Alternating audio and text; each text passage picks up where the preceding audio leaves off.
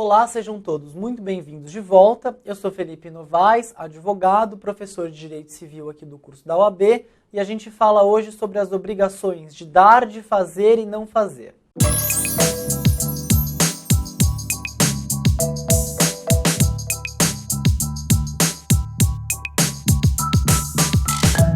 Bom, o primeiro assunto, portanto, da aula de hoje, obrigações de dar. Qual é o conceito que a gente pode ter e o melhor conceito que define essa modalidade de obrigação?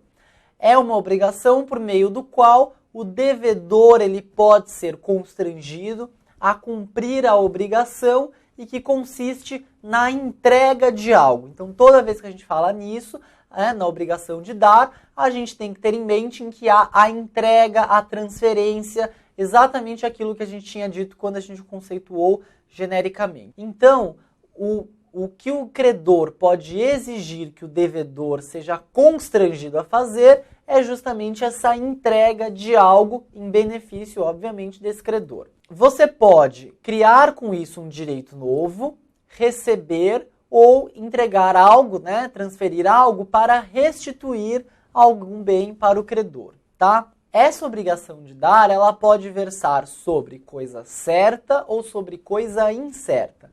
A coisa certa é aquela individualizada e que se distingue das demais. Então, você vai, por exemplo, acordar que a sua obrigação é de dar determinado bem. Não é qualquer bem, mas é aquele bem e que já foi individualizado e que se distingue dos demais. Olha, não é qualquer computador, é esse computador que foi seu e que está individualizado. Então, ali é a obrigação de dar uma coisa certa, esse é o objeto. A outra possibilidade é de ser uma obrigação de coisa incerta, que é aquela coisa que não está individualizada, mas que por determinação da lei precisa que haja pelo menos o gênero e a quantidade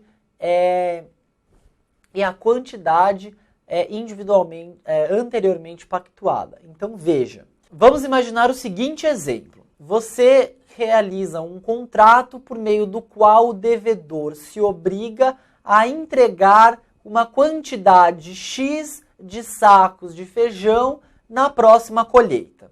Nesse exemplo, você tem que o objeto dessa prestação, esta coisa ao qual será transferida, ao qual será entregue, do devedor para o credor, ela não está individualizada. Porque você não está dizendo, olha, este grão de feijão. Lembra daquele exemplo? Eu quero este computador. É este computador que tem que ser entregue. Aqui, a gente não tem como individualizar, porque eventualmente esses feijões nem nasceram ainda, nem foram plantados até, Então, nessa situação, você tem uma obrigação de dar uma coisa incerta. O que vai determinar, portanto, essa individualização daquele bem que vai ser entregue, ok? Mas, por determinação legal, como eu disse, tem que ter a indicação de gênero e quantidade. Então, o que eu vou dizer? Eu quero X quantidades de sacos de feijões.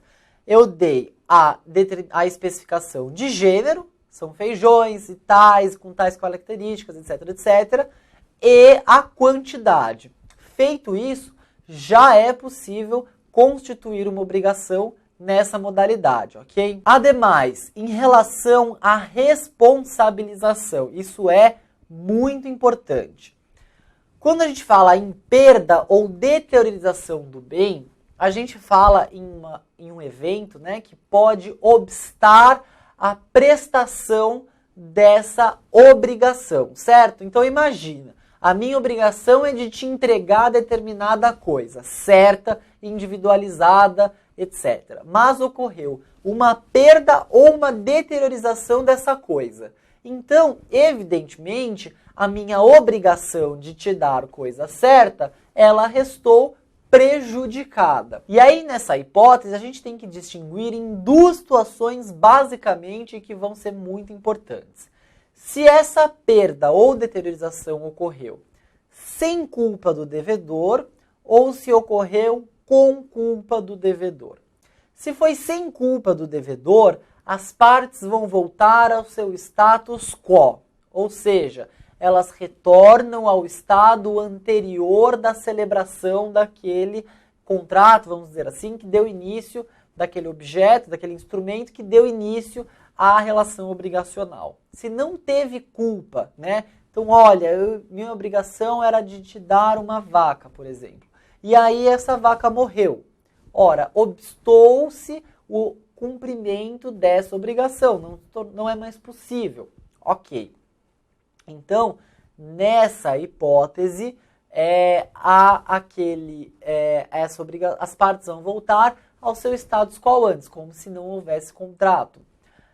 Ademais, res perit domino, muito importante esse conceito. A coisa vai perecer para o seu dono. O dono deve suportar as consequências do perecimento. Porque veja, naquele exemplo, se por um lado eu tinha a obrigação de te entregar uma vaca, por exemplo, né, um animal, por outro você tinha uma obrigação de me pagar por isso.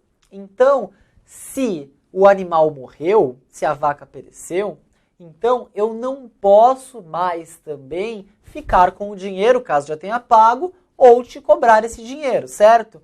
Quem que teve o prejuízo no final? Evidentemente que a quem ia receber o animal teve o prejuízo, né, a insatisfação de não receber aquilo que ela havia contratado, que ela havia comprado. Mas o perecimento do objeto vai ser suportado por mim, quem perdeu o animal, certo? Quem perdeu o animal é quem vai suportar. A coisa perece para o dono.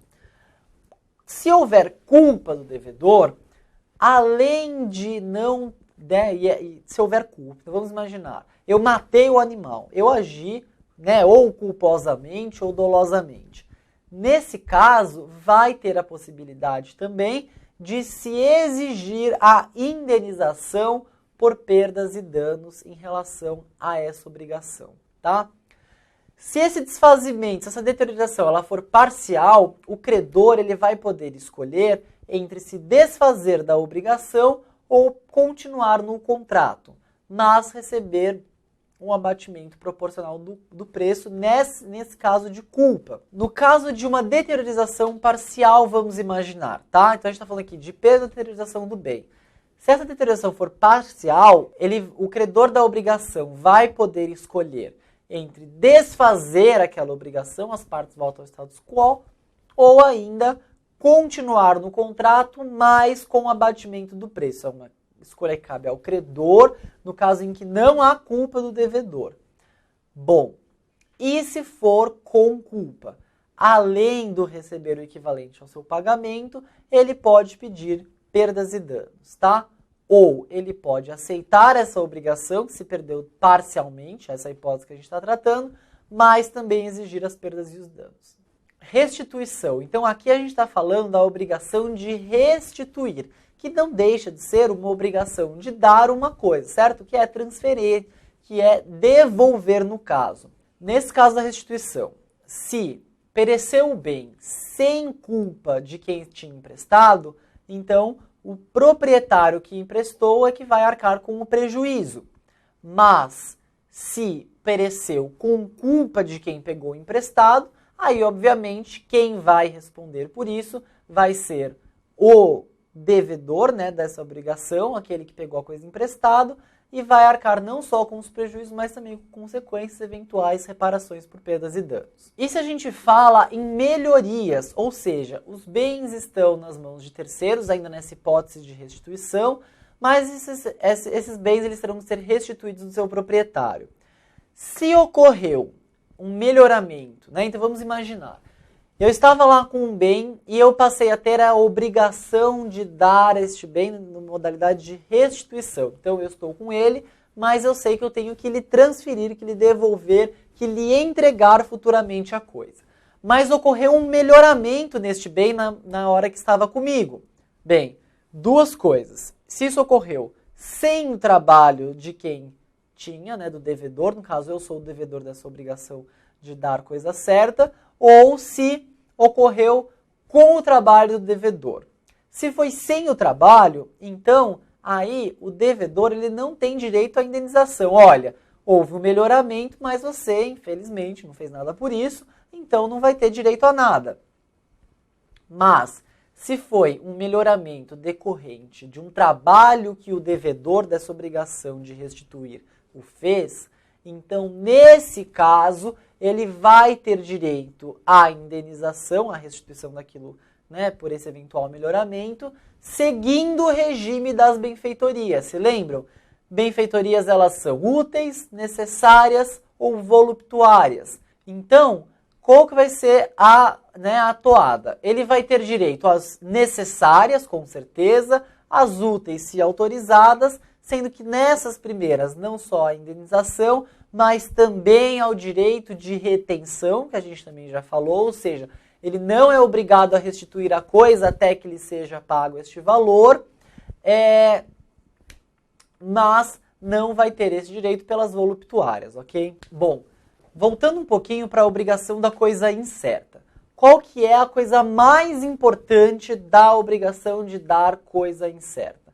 O momento em que a coisa se torna individualizada, certo? E aí o que vai dizer?